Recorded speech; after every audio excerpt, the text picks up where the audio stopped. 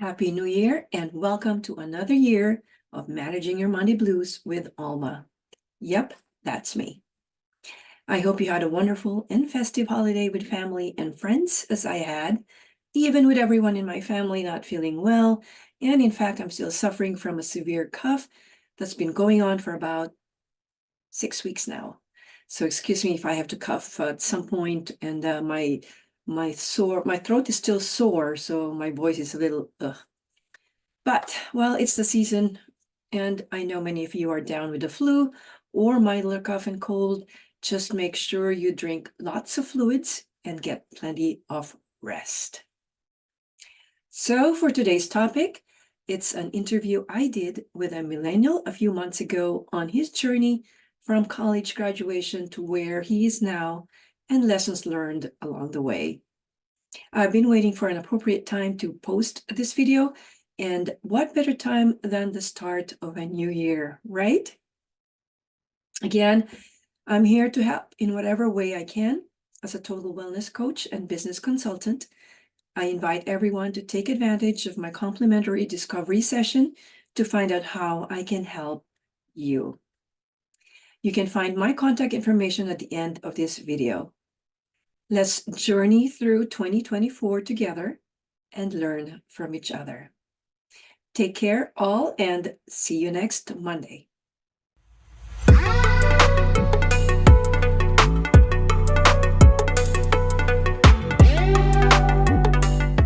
Welcome to another episode of Managing Your Monday Blues with Olma. And this is our new format. As I said, I do live interviews now instead of just the pre-recorded, but of course it's still recorded, but it's a live interview. And this afternoon we have Benjamin Ben Kim, a millennial. Hello, Ben. Thank you for indulging me and giving this interview. Okay, so I'm very interested, and I'm sure our viewers out there are interested also on your interesting career path. So you graduated from Notre Dame. What was your course? I majored in film, television, and theater, what we call FTT. All right, FTT. And where do you work now? I work at a small company called Meta. I live in the Bay Area. I've been there for about a year now. And does your current career or position in Meta have anything to do with your major? Not exactly. Although I will say, I think when I was a senior, I did write a paper, and a big part of it was about Facebook. So I don't think my major has anything to do with what I do for my career, but I think it's interesting that I did study Facebook for a little bit during my senior year. So it's kind of nice to see it come full circle because I'm currently on the Facebook team. Okay. Wait, so why Facebook? Why did you study Facebook in college? Yeah, so it was a paper about how you can start crowdsourcing donations across the internet and how people kind of congregate around causes and how that's helped, raise a lot of funds for charities, social causes, political causes, etc. And obviously Facebook being a big medium at the time, it was a big part of that research paper. But before you got into Meta, I know that you've gone through a lot of other careers. Definitely.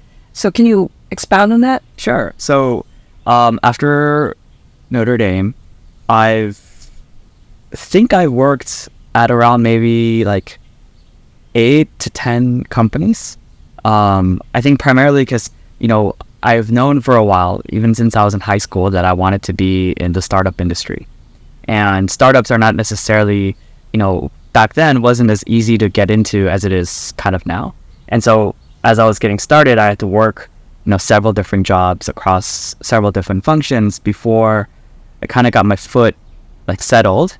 And then I think that allowed me to kind of scale my career a little bit. But it took me a while to get settled. And I think that's why I've been, kind of jumping around here and there. But I think another reason was because I wanted to travel. And I think working for different companies allows you to travel in a way that, just staying at one company for, 10 years just doesn't allow you to do. And so I think those two things really made my career a little bit chaotic, but also a lot of fun.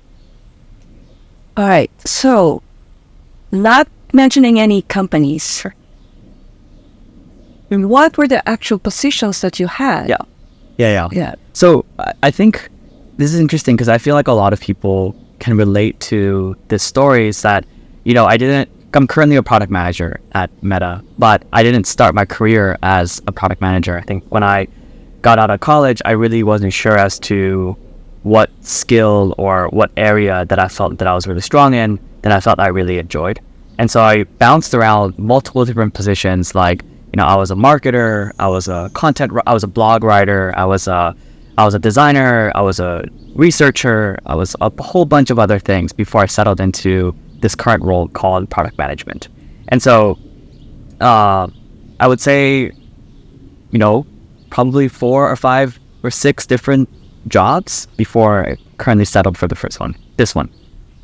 But as project manager, product manager, was there anything in your previous jobs that kind of lend itself to being a product manager? Yeah, so I think, let me describe what a product manager does first, because I think that's very helpful. So in a technology company, in a software company, you have people of various different roles. You have engineers, you have designers, you have marketers, you have business people, etc.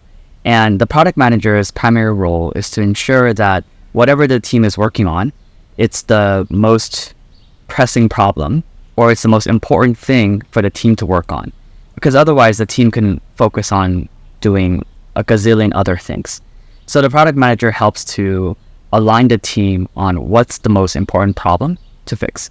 And in order to do that, I think the product manager has to have some level of understanding in multiple different functions, a little bit of design, a little bit of research, a little bit of data, a little bit of engineering. Otherwise, you're unable to work closely with your counterparts. And so I think how my other roles that helped me to become a better product manager is I was doing these other roles as well, right? I was a designer first, I was a marketer first, I was a researcher first. I think that allowed me to really work with my different partners in a way that I couldn't have if I didn't spend time in those different functions. Okay, that makes sense. But during your job interview, did they actually ask you what experience you've had as a product manager? Yeah, I think so. I think, Meta does it a little bit differently, but I think in most organizations, I think for product managers, for your interviews, you get asked several different questions, but around same theme, which is how do you rally the team? How do you build a good product? How do you think about a problem? How do you think about, prioritizing, let's say there's a list of 10 problems. How do you prioritize that list to 1 through 10? I think the story in which you answer those questions really reveal a lot about your experience. And so sometimes you might say, hey, maybe I come from a data-driven approach or design-driven approach, etc. So I think that answer could vary. And so I think to kind of take a step back, I think product managers have this weird, unfortunate challenge of being a role where each product manager in different companies does different things. There's no set of responsibilities that every single product manager does. I think it's different on a company basis. And so I think that's why it's hard for us to describe our roles in a much more efficient ways, because what I do here at Meta or what I do in my previous company may not be what other product managers do at their companies, and etc. And so I think it allows people with different backgrounds like myself to go find opportunities that align with my background, right? Whereas my experience may not be relevant for these other companies.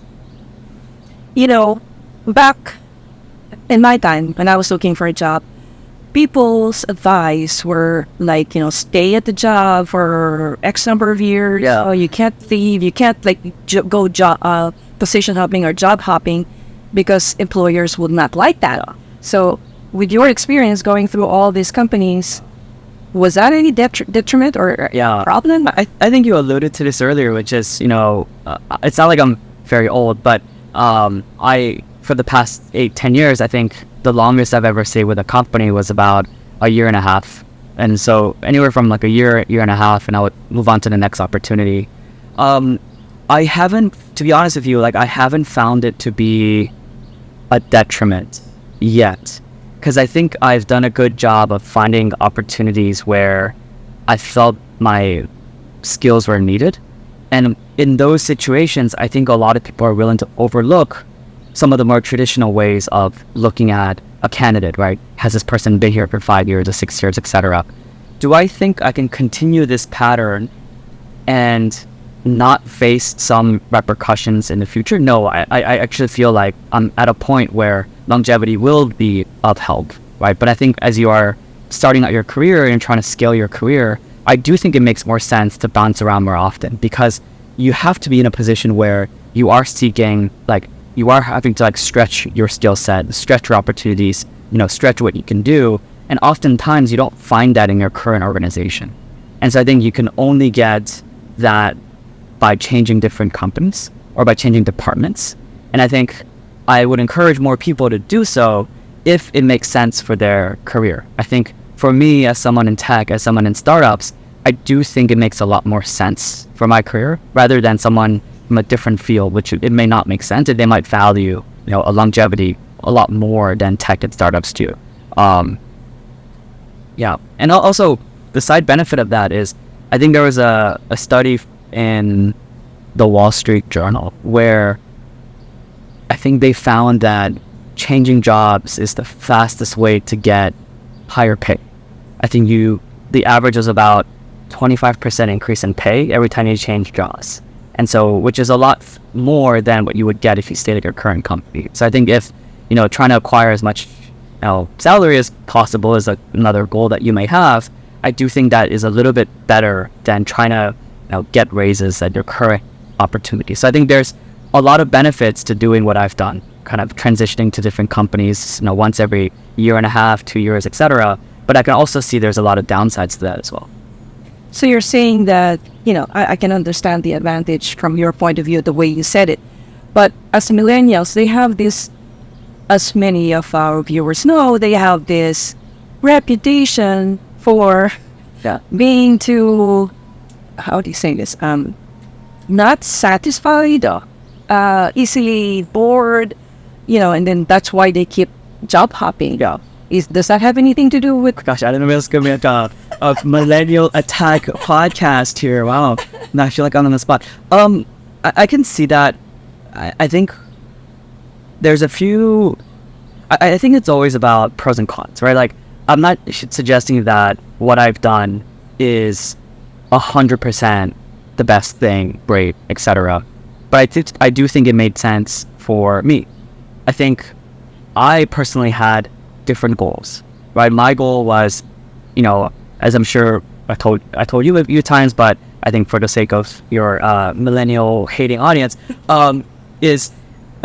before joining Meta, I spent 5 years working in the Philippines, Malaysia, Singapore, Indonesia, and I think that opportunity allowed me to travel to, so many different countries in the region, and I think that's what I prioritize. I think I was telling you the story last night of, when I was working in a startup in Malaysia, every week we would talk about how Indonesia is the fastest growing economy in Southeast Asia and how important it is for every startup in the region to focus on it. And I think I was sitting there every week thinking, well, why am I in Malaysia then? Like, if all we're going to do is talk about this other country that's like growing and, fast growing, etc. Obviously Philippines and Thailand being, second and third in that list. Well, actually Vietnam, Thailand, and Philippines. And so I was thinking, all right, well, if I want to learn a lot, if I want to be, if I want that adventure and exciting opportunity, I should probably be in Indonesia. And then soon enough, an opportunity ran by, etc. Would I have had the opportunity to work in Indonesia had I stayed at my current startup at the time? I don't think so. Probably not. And so I think that for me, I would say there's a lot of nuances in the way that we should approach work, especially now. It's changed a little bit given that we have more remote flexibility, telework now. So like back then, if I wanted to work in Indonesia, I probably could have if I was working remotely, per se, right? And so for me, I think the goals and the career aspirations aligned well with the actions that I took. Do I recommend it for everybody? Definitely not. Definitely not. I think if, I was in let's say, a more traditional route, like let's say I was a consultant, or let's say I was an investment banker, staying at your current company and just working out for 5, 6, 7, 10 years actually has the best dividends to, rise really quickly to become partner or whatever. I think you probably couldn't do that if you're bouncing around to firms every 1 or 2 years, right? Sure. So I think I have a lot of friends who are in those industries, and they have drastically benefited from being at their company for 10, 12, 15 years. And so I think for those industries, I think that makes sense. And I think for my friends who have joined Meta, or back then it was Facebook, right after college, and they've stayed for 5, 6, 7, 8 years, I think they're already retired because they've made so much money that they can retire, right? So I think those are the things that are following through more traditional advice. There's still benefits to that road, right? And I think a lot of millennials still do that approach. And so I think what we have now that I think previous generations haven't had is the flexibility and choice to make those decisions for ourselves. Whereas I don't think back then you could have done the things that I've done now. And so I think with that choice comes a lot of responsibilities and a lot of different people taking different routes. And I feel like, not to generalize, but I think maybe people in my generation have taken my approach more than the previous approaches, at least from a volume perspective, right? So you mentioned opportunities and choices. Do you actually just wait for the opportunity to fall into your lap, or do you do something to find those opportunities? Yeah, I think it's a little bit of both. I think there are different ways to have these opportunities come to you. There's a lot of self-branding, personal branding that you can do, and putting yourself out there that invites a lot of opportunities to come to you. I think there's a lot of opportunities where you set a goal and you try to seek that opportunity. Like an example of this is I actually interviewed for Meta 3 times. The first 2 times I've got to the final round and I didn't make it. And I think a lot of people at that time, at that experience, would probably not interview for a 3rd time. But I think I really wanted to work there. And so when there was an opportunity to interview for that 3rd time, I immediately took it. And I think I was able to get a job offer on that 3rd time. And so I think it's a bit of both, right? Like, there are opportunities that present themselves, and if you're in a position to take it, you should. But there are other paths, which is you should be a little bit more, have some conviction into which direction you want your career to go, and try to find opportunities that's going to fulfill those convictions. I think me being at Meta is a good example of, the opportunity just didn't fall on my lap. I had to work really hard to actually, study for an interview, pass the interview, and took me way more times than I'm proud to admit. I think it worked out, but thankfully I think it worked out. So what's next for you now? Are you looking for the next company, staying on? Or? I don't know. To be honest with you, I think it's my first time working at a big company, and I think that carries its own challenges and kind of interesting insights than startups where, I think I was telling you last night, I think if I were to change to a new team under Meta, the current, 50, 100 people that I currently work with, I would probably never see them in a meeting ever again. Because we have so many different teams, there's so many different people that going to a different team almost feels like you're joining a new company. And so I think I'm really proud to work at Meta. I really enjoy being at Meta. And so I think I don't see myself reading anytime soon, hopefully not. But I think if in these cases, I think if an opportunity presents itself and I feel like this fits into what I want for my personal self, I would definitely entertain it. I think one thing I've never tried to do is be really rigid in my decision making. I'm always open to the idea of changing my mind or changing course or changing paths. And I think that has definitely worked out so far. But I'm waiting until it doesn't work out. Let's see. I don't know. Right? Of course, always smart to give yourself choices and options. Yeah. I mean, I'm super grateful. I think it's not something I take for granted. I don't think I approach it from a perspective of that I feel like I'm entitled to all these opportunities to come. I think there's a great sense of, you know, a great level of like work ethic that required, and a great level of humility. You know, like failing twice in that interview definitely hurt my ego a lot more than I'm meant to admit. But I think it's just about, you know, like acknowledging that like you're not. Can I cuss in this podcast or No. okay? That you're not hot stuff. And just having that humility to keep going and keep going and keep going. And so, you know, I forgot what the question was, but yeah. So I like that you used the word entitled, because that was one of the words actually millennials are branded with. You know, it's like they're entitled. They feel entitled. Yeah. I don't know how I feel about that one. Clearly I don't. But like I said, I think what the nuance there is that I think we just have more opportunities than ever before. And I think sometimes people view someone with options as someone who's entitled. Because if you have options, you have to have some sort of decision-making considerations, right? And sometimes those decision-making considerations come off as very entitled or ungrateful, right? Like if I was trying to debate between my crazy paying job at Meta and like an opportunity, and I list out things I don't like about my Meta job, you can easily be seen as entitled because I'm complaining about this wonderful job. Whereas like if I were in a previous generation and I was that only option, that complaint would not even come to the conversation because I'm not trying to debate between these opportunities. And so I think for me, like entitled might be just a result of, again, our generation just having way more options than before. And then us being presented an opportunity to sit down and like think about what opportunity makes the most sense for us. And in that decision-making process, I think the reasoning definitely can come off very entitled, right? Because if I'm like complaining about how boring like South Bay or Menlo Park is, that comes off super entitled to so many people who like would kill to live in that amazing, safe, wonderful weather neighborhood, right? But again, I'm just trying to view from a perspective. I'm trying to make decisions, right? And so that's my thinking in terms of how like entitled can be an easily like labeled word. But I would say it's mainly due to the fact that we just have way more options and we have to figure out what decision we want to make, no matter what. Now that we have this option, sorry. All right, so setting aside the career path, health habits.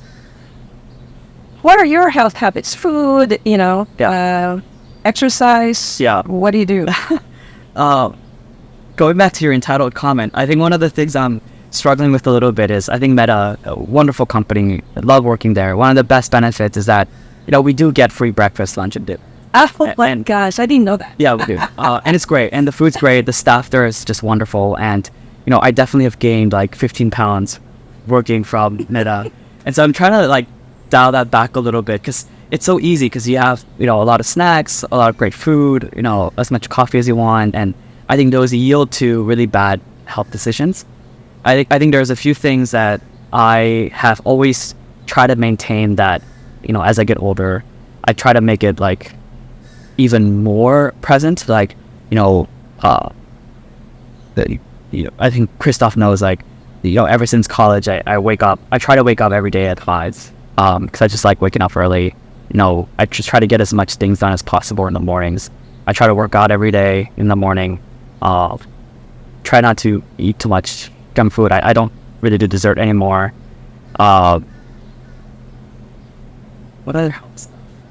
I assume Meta has a gym or something? Or? Yeah, it does, but it's very crowded because they only have one gym in my office, and everyone tends to go to that. I actually have a home gym that I've set up in my apartment. Yeah, very nice. I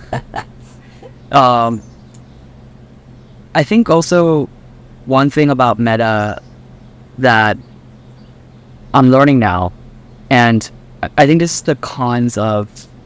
For me, the reason why I keep coming back to this career thing is for me, I view career and health as so intertwined.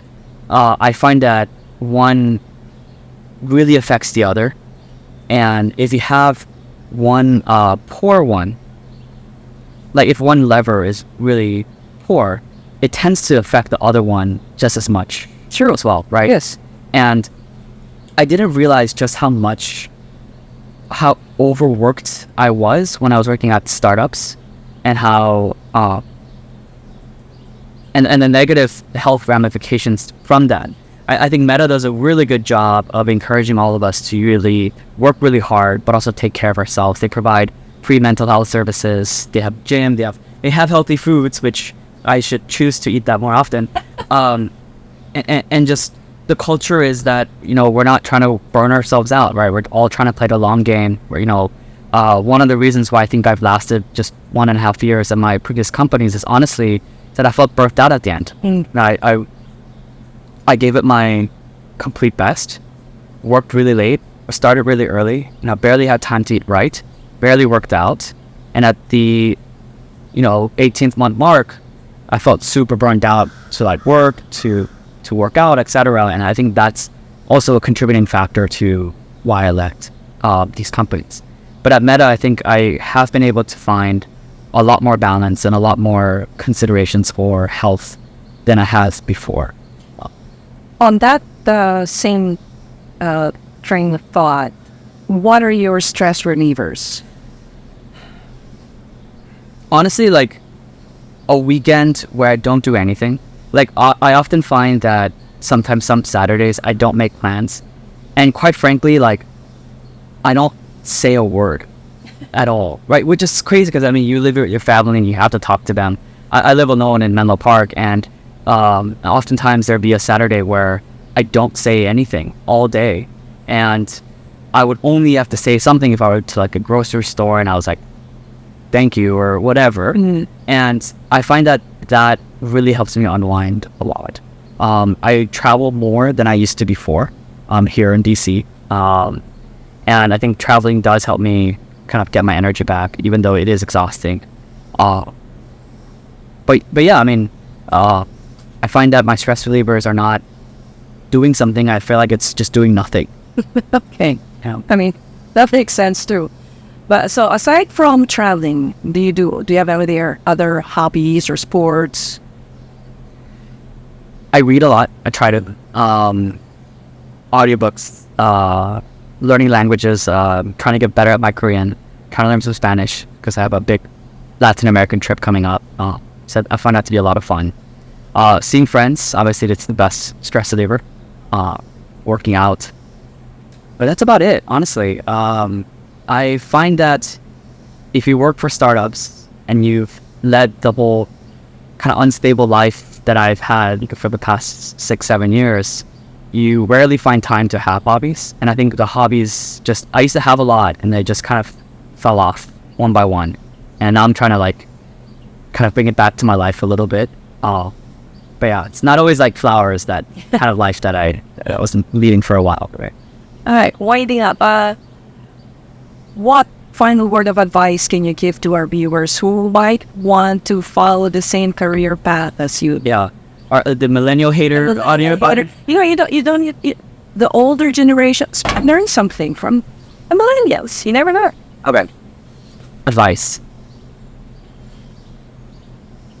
You asked me this earlier. I should have thought about it a little bit more. I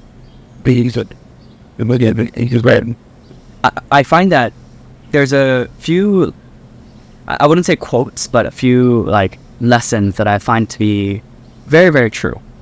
I think the first lesson is like, you can only connect the dots looking backwards.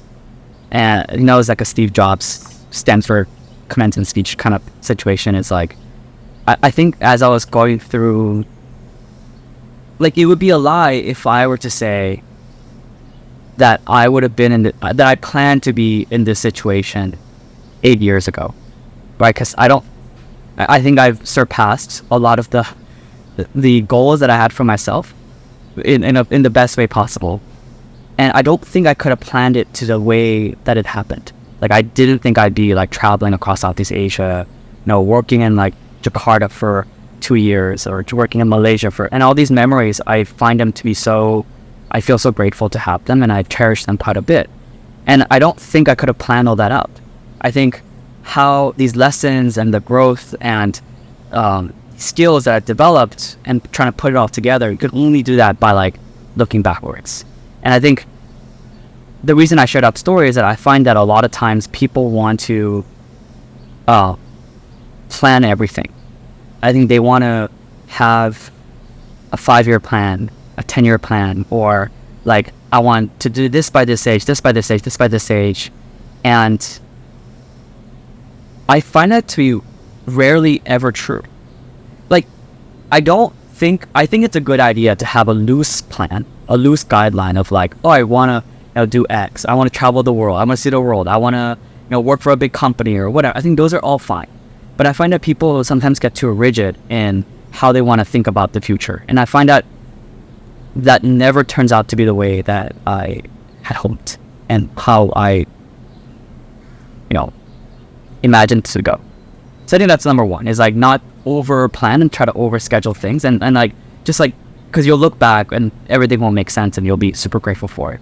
I think the second advice would be, I think this is where it's way more relevant for millennials. And I think going back to my point of view on they have more options is, I think we're in a time where we have unlimited options. And I think it's not worthwhile for us to do things that we don't like to do, or that we hate doing, or it doesn't fulfill us in some capacity, or it doesn't make us better in some capacity, right?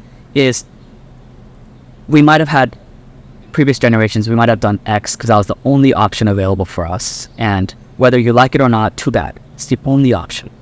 And now that we have, a lot more options, I find that having, personal guidelines or personal principles in terms of what I want to do, who I want to surround myself with, and just a general level of happiness and fulfillment I want for my career has always, always been the best choice.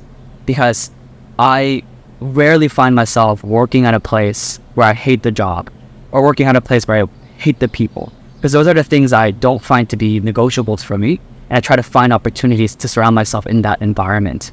And so I would say, now that we have options, just use them wisely, right? Like, actually, think about what you want and try to attain that, which is a little bit different than like planning out all the different nuances, right?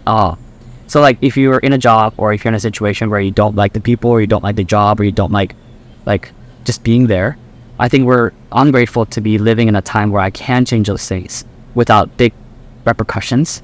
And I think we should do that more often, just to be happier and just have more fun, honestly. I like that thought. Yeah. Have more fun. Be happier. Yeah, why not? I mean, that's like, I don't know. It's like, again, I think this is where the entitled, people are going to watch this and be like, this guy sounds so entitled to say, you should have more fun in your life. Yes, I know that. I'm saying because when you have the option, I would choose happiness, right? I think that's pretty straightforward. True. I mean, I think the older generation are still stuck on the idea of like, even if I'm not happy with my job, I have to pay my mortgage, I have to pay this, I have a family, and blah, blah, blah. Yeah. So that's still the mentality. Yeah. You can't blame them. Of course. I mean, I imagine like once I start settling down and I end up getting married and have kids, I am 100% sure that my point of view is going to change, right? But until then, I think it's more about like, this is how I want to do it now, but I'm also open to the mind of changing it when things change. All right. Thank you for that very illuminating perspective. Thank you. I hope that About millennial. Yes, it does. It does. It actually made me think about two things, at least two things. Whatever your major was in college doesn't have to be related to whatever job you end up with. And second is, opportunities fall in your lap, or you can find them. The question is, do you take them? Yeah. Right? Okay, so that's it for now. Thank you again, Ben. Thank you. And I'm happy that you have time to visit us from Fresno, California. Yeah, of course. All right. Bye-bye, viewers. Until the next time.